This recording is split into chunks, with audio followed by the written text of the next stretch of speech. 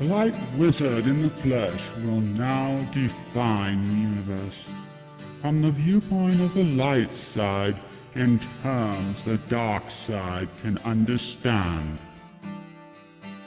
You must first let go of the dark side so you can see the light side. It's like going out of your mind so you can get back into it. And words play a key role in this story. So I must define the words I use so you will understand them. But some words like you, spelt Y-E-W, and you, spelt Y-O-U, sound the same. But you, spelled Y-E-W, is referring to sheep. And you, spelled Y-O-U, is referring to I. So you and I mean the same thing. It's only when I'm talking about me, which is meat or flesh, that I'm talking about you.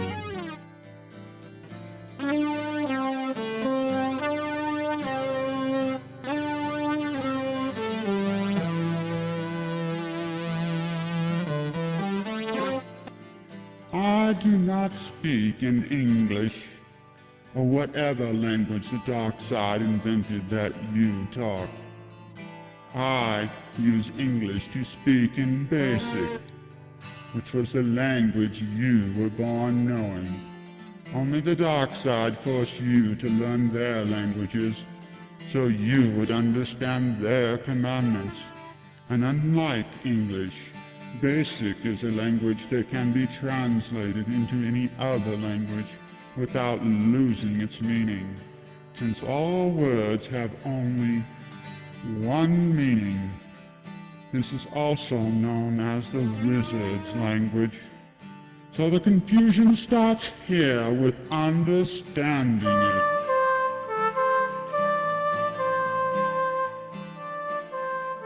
To do this, you must first understand dimensions.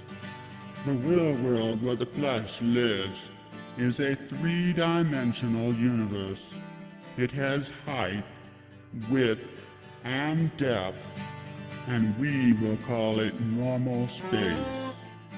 And if we dissect this universe using an analogy, we can examine it with a very powerful microscope. For the scientists, this is called an electronic microscope. For everyone else, it's called your eye. Not the eyes mounted to your forehead, but that one mounted behind it, your third eye, the all-seeing, all-knowing, omnipotent eye. Put a dot where it is if you have a hard time finding it. Then close your eyes and look through eye. It's through this eye that the blind can see. So this is a miracle. I'm teaching the blind to see. And I'm is the story about I and me. So keep in mind who I'm referring to when I say I, because I'm rarely talking about me when I do.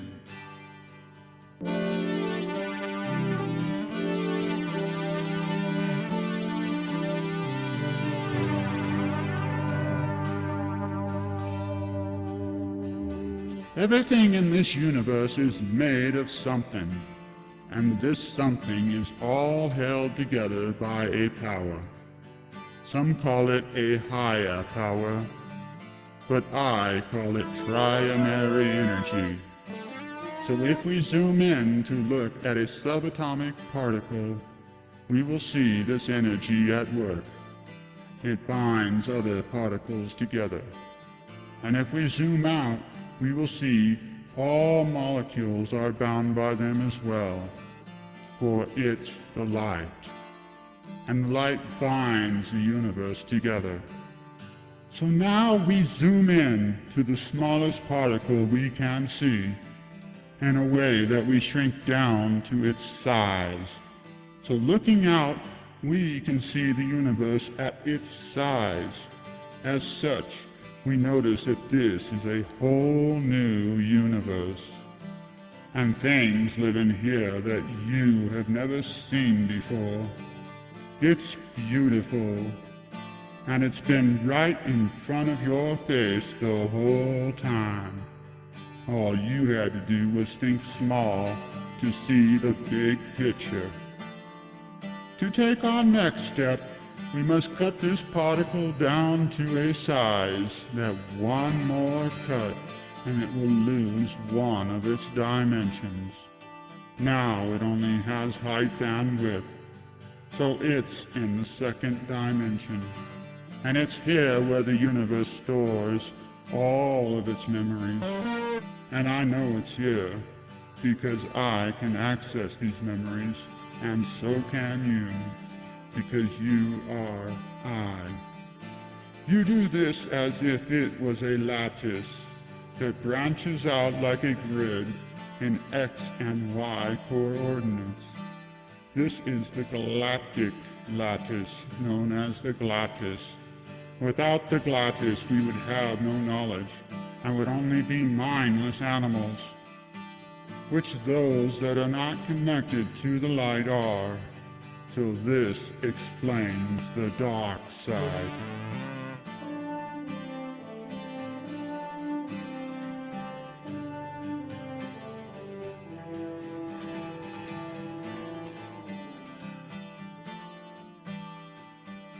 So now we go down deeper.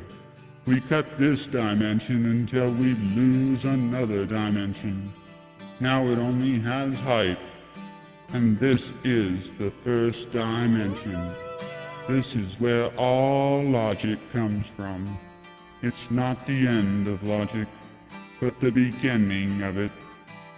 Beyond this dimension is null space, and without it, the universe could not be contained. It causes all matter to reflect back to itself, as if looking into a mirror. And it's important to remember that nothing can travel in here. So unlike some bad science fiction movie, where the humans design spaceships to travel in null space, the reality is that not even the first and second dimension can travel in or even interact with no dimensions. And no one knows how much space null space occupies, not even I, since the space is defined as non-existence, even though it exists as a null, void of any dimensions. So this space is more than likely just a barrier of space folding back on itself. It's important to remember null space is a type of force field, and the two words are only the same if the force field is impregnable, because some force fields are limited to certain types of energy, whereas null space is impregnable by any energy. And it's important to understand that the first, second, and null space dimensions do not move. In other words, they are stationary in relationship to the universe. Whereas normal 3D space moves at the speed of light, spelled L-I-T-E. So much for the dark side's concept that nothing can move at the speed of light. But in this reality, light, spelled L-I-T-E, is electromagnetic energy, whereas light, spelled L-I-G-H-T, is referring to trinary energy. The two words sound the same, so I use different spellings to avoid the confusion. and you must understand this concept, or you will be confused. When the Bible stated that God was light, they were not referring to the electromagnetic energy of light. The burning bush was not a real fire, and despite the puppet masters in Power's names, this was not the bush they were referring to either. So it makes me wonder why he got elected at all anyway. But they did it for a reason, the dark side that is. And it was so much fun, they did it again. The light is always referring to the light in three states: solid, light, and dark. And solid only exists in 3D space, since it requires all 3 dimensions to be solid. And the speed of light is instantaneous throughout the universe. As the Bible stated, God is everywhere in the universe at the same time. And since God in this reality is referring to the energy, which is the guiding light of destiny, that lives in subspace and does not move in the first and second dimension, it just passes information in a space where time does not exist.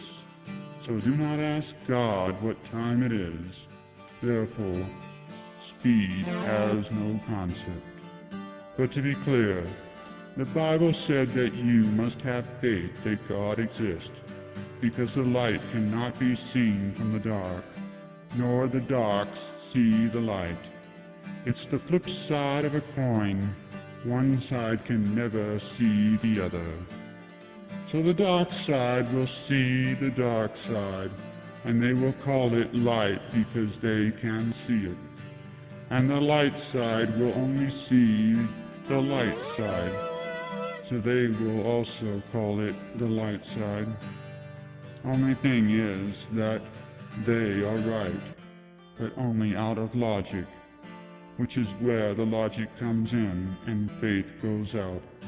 Therefore, faith is still required, since the dark side cannot be seen from the light or from the dark. So it's really a toss-up for which side is dark. But it's knowing that it exists as scientific evidence, rather than having to have faith that something exists, just because you cannot see it. This concept is what distinguishes a real scientist from a fake one, because even though I cannot see air or the vacuum of outer space, I know it's there. So it's in these subdimensions or subspace in relationship to the other dimensions I call normal space or 3D space, and only a force field can alter that. And there are 3 types of force fields we will talk about in another step. This is just an overview of the universe, and I cannot tell it all in 1 step or in 3 minutes. But I have to mention that so there is no confusion. I am not trying to trick you, but to explain this in a way that you might understand. And not to disprove dark side science, since they do not believe in subspace or in God, since they think that science should only reflect with what can be seen with the human eye and not the third eye. The dark side science does not take it into account, which is why their science does not work.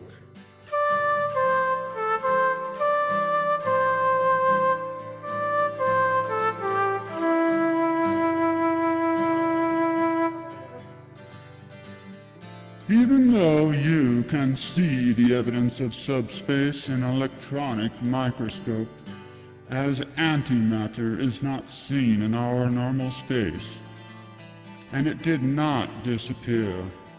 you can only conclude it's just moving into subspace, which is why matter and antimatter never can come in contact with each other.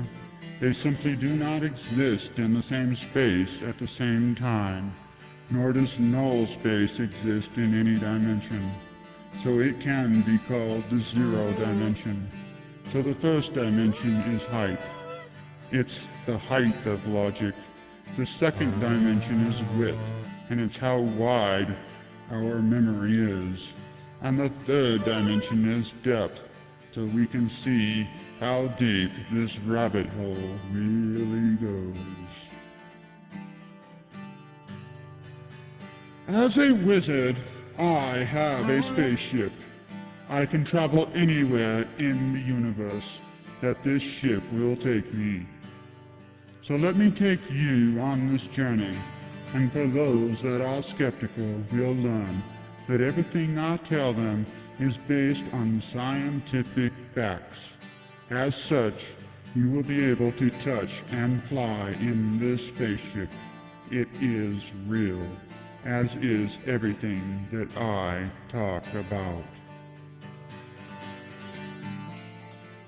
Once upon a time, the first dimension became aware of the second dimension, and through it became aware of the third dimension, and seen nothing but chaos. So using the first and second dimension, it was able to bind molecules together in the third dimension, and decided to make something. So it found the most densest of molecules. I call it tritanium, and I formed a ball of great mass with it. Then I was able to change the states of these molecules to have 3 states: solid, light, and dark. In its solid state, it's called tritanium. Then it turns to its light states by folding the tritanium in on itself to reveal its light and dark states. Like a flip side of a coin, the light is on one side and the dark is on the other.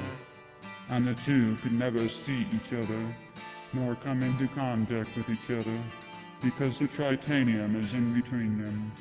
So one is matter, and the other side is antimatter. And although the dark side scientists have discovered antimatter, they know it exists. What they do not know is that they cannot separate the two, for they are always in balance. But one of them will one day take credit for finding this out, because the dark side think they invented the universe. Keep in mind that I did not create trinary energy. Not even I can create nor destroy energy. And the amount of energy in the universe is a constant. So it's important to note that there are 3 types of trinary energy: light, dark, and this gray one called tritanium. And if you have heard of it before, it's because it's been called this for thousands of iterations. Some things never change. So once I switched 2 molecules into the light, they would chase each other around and around, so that one side could never see the other. And as more molecules were turned on, the chase became a rhythm known as harmony. I call this its quiescent state. And a force field of no space was formed inside this trinary ball, and it kept it in balance. I call this its containment state. As that null space bubble expanded, it created another null space bubble that would contain it, so it could not expand any further. And then a third force field completed the harmony. For to be in harmony, you must have 3. This trinary energy inside this tritanium ball now makes a trinary engine. And from the size and purpose of the first one, It became known as a galaxy. As it gave birth to other engines, they were bound to it, like a family. These engines became known as a solar system, where other engines would live. Once these engines were born, there was no stopping them. They would live on forever. And talk about smart in terms you may understand. All life forms contains only the trinary energy that washes through it. As such, life is not made out of it. It's only a filter that can absorb the information and energy passed through it, much like a modern computer network.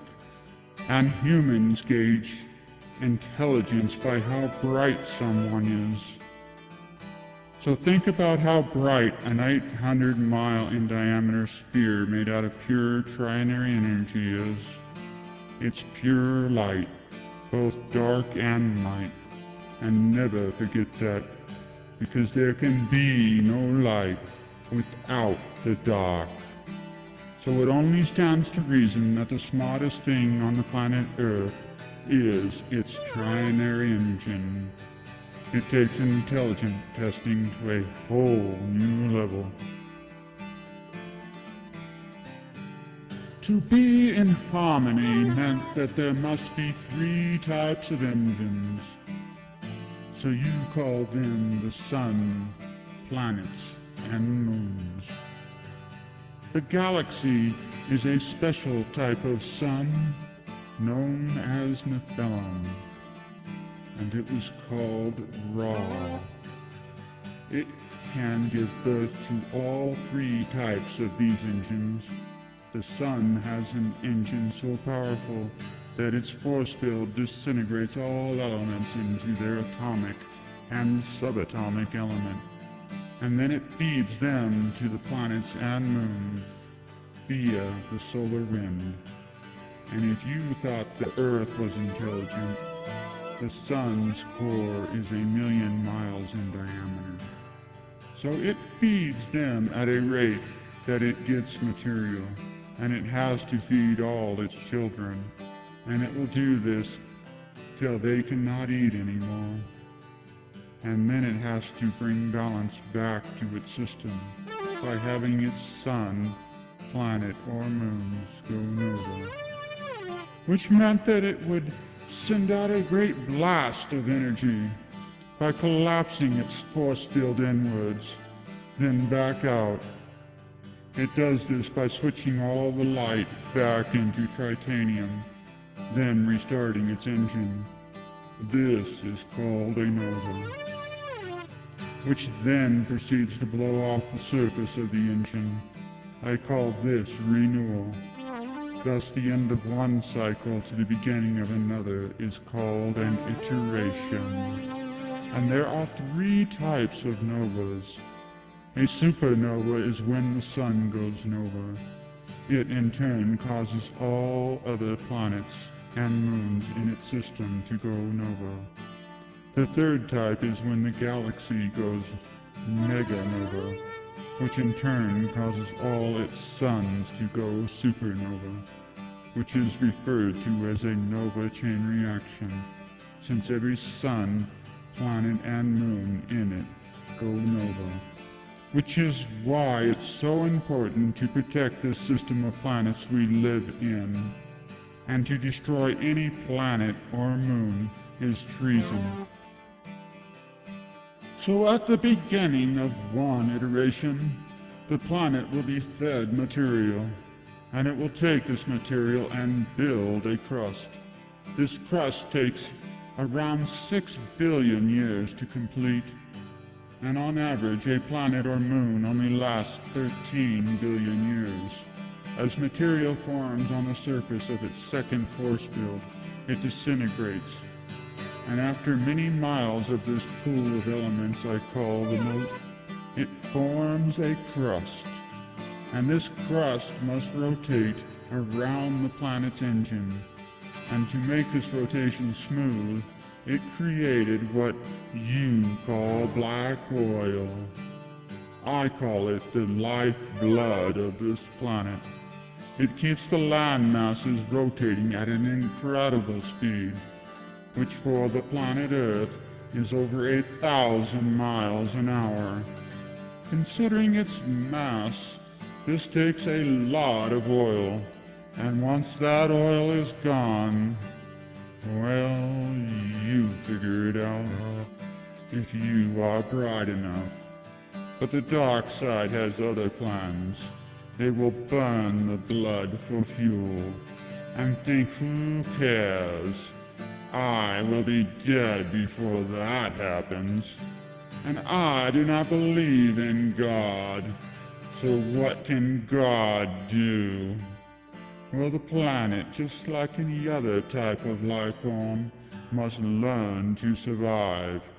So the planet will trigger a nova, or the planet will be ripped apart as the crust grabs the moat around the engine. And now you know the punishment for treason. So once the surface is ready for other life forms, life came from the far reaches of space.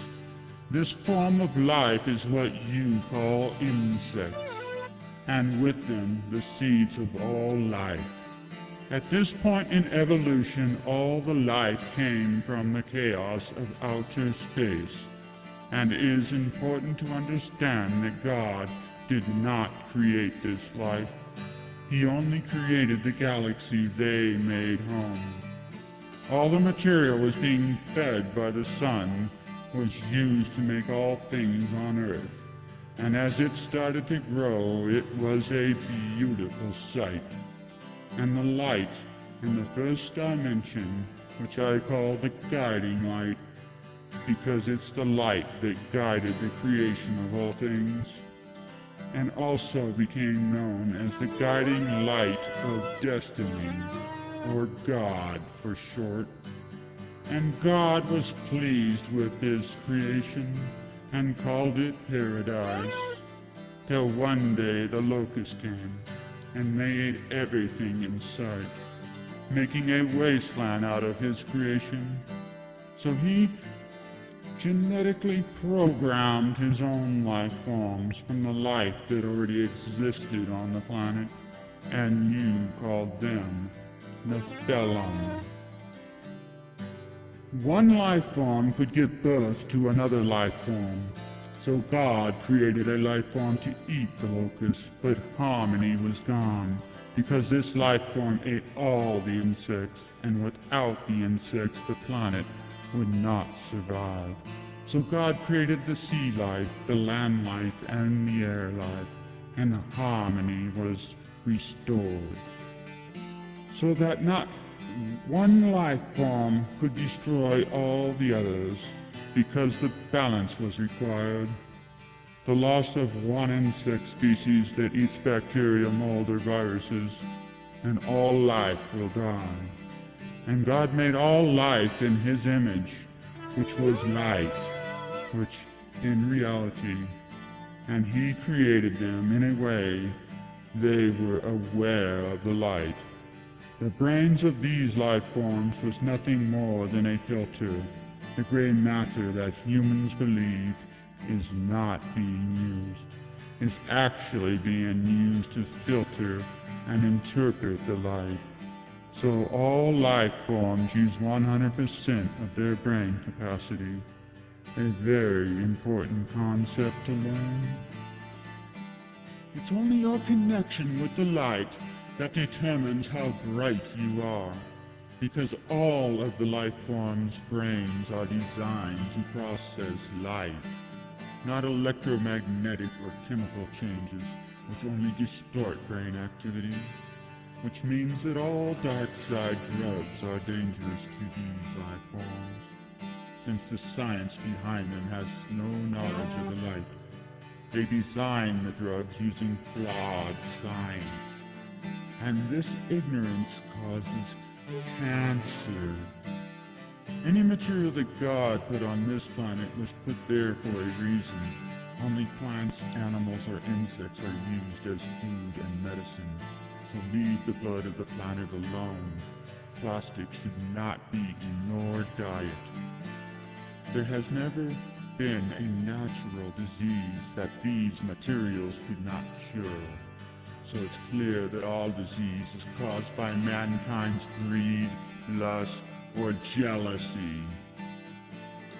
And came in a needle, pill, or processed food, and you paid them to poison you.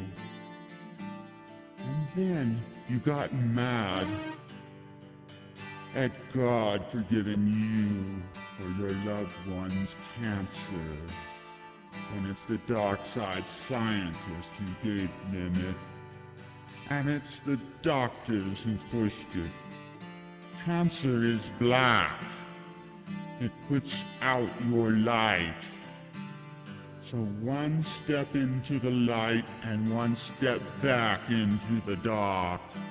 And once you step into the dark and completely turn your back on the light, some of you will start to believe there is no God.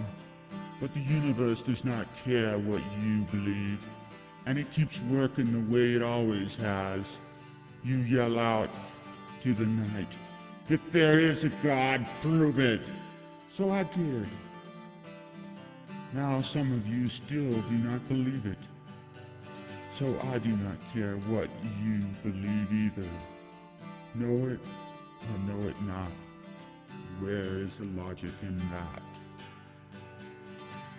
Evolution was a process by which some creatures would survive and others would not. This was the way of all life. When one creature is needed, God would have the Nephilim created, which is how mankind came to be. And like all life, his breed came in three: white, gray, and black. And now that they are here, I am talking to them, as I talk to all life forms, telling them how they came to be, in terms that they can understand. If they will know it's I, and the reason why is to help protect this planet. And when a life form starts to destroy the garden, that life form becomes extinct, and all things equal would have worked out that way if it was not for technology that you use to hunt and kill. And now the planet is out of balance, no harmony, and treason is rewarded, which makes no sense to meat, which is sold by the pound, which is why God did not put mankind on the face of this planet till the very end of an iteration. God learned it's the only way to get rid of you. So here we are on this spaceship called Earth, flying through space wherever the ship will take us, just as I promised you. So now we take this journey together into a reality based on light, since the dark side has forgotten why they are here and who they are. The light side must remind them, for now they are the locusts, and have gone loco from smoking the blood of this planet. And now I must do something to protect my planet. And if they think that I would allow them to destroy it after all the work I put into it, they have a lesson to learn. I do not care about you. You are just animals that were created to protect this planet. You are no more than my gardeners. And now that the planet needs protecting from you, you must die or change your ways. And that choice is yours, free will and all. I do not care what you believe, nor does the universe. It will keep doing what it's doing, and if that means going nova, that choice is yours. But the wrath of God is known and given, and it does not require your belief to do what it's going to do. God created the universe in 7 days. On day one, God created the Trinary engine you call Ra.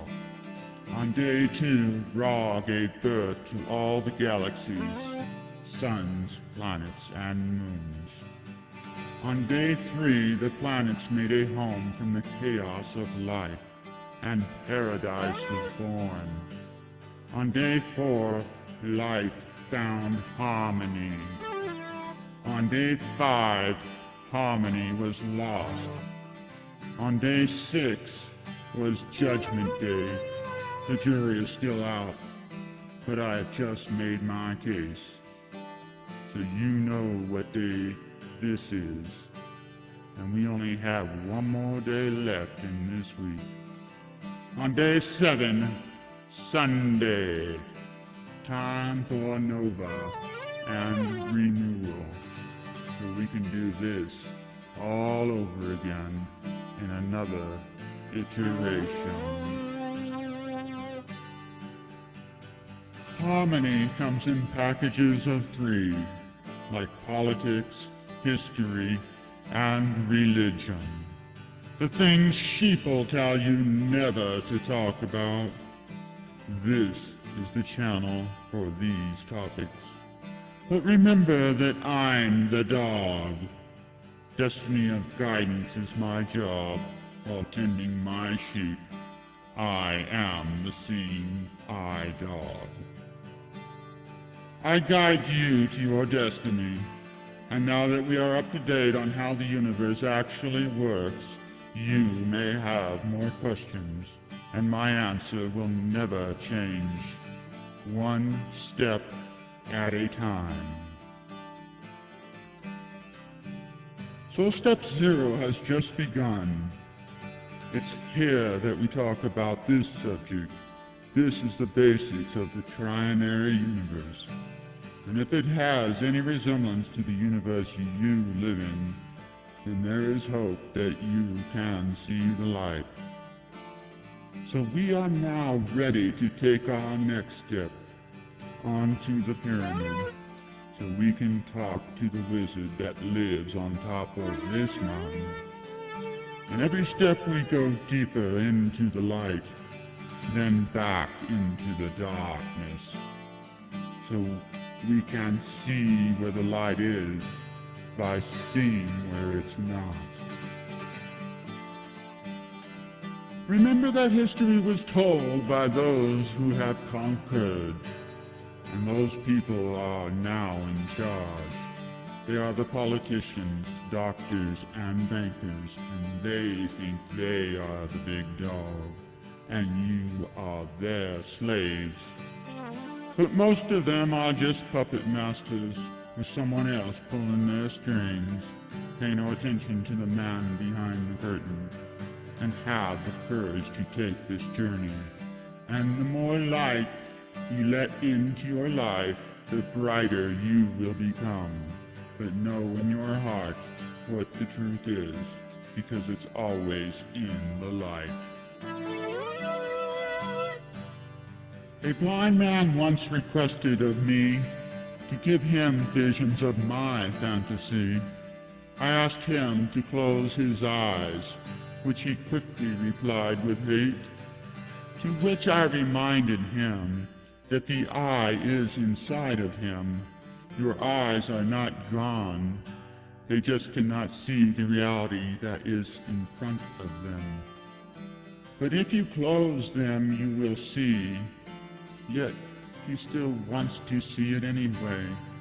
Free will is all I have to say. My fantasy is not in my eyes, nor my brain. It's right in front of your eye. And to see it, all you have to do is close your eyes and envision it. You call it imagination. As a child, you could see. So look through those children's eyes. As he did, I saw a tear. I see was all he had to say.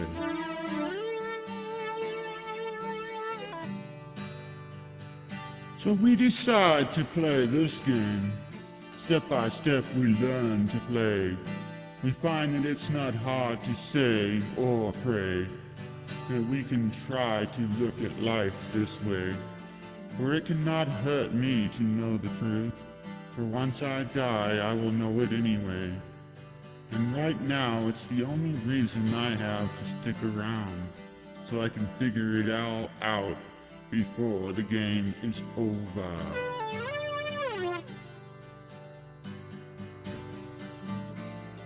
The universe is a very simple place. The math of the universe is easy to learn and understand. The light is 1, the dark is -1, and the gray area in between is 0. So 1 plus -1 equals 0, which is the mathematical constant for harmony. And the only lesson to learn in step 0. I just told you this story so you would understand why.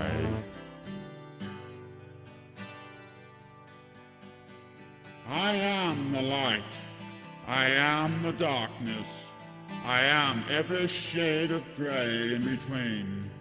I am the Light Wizard.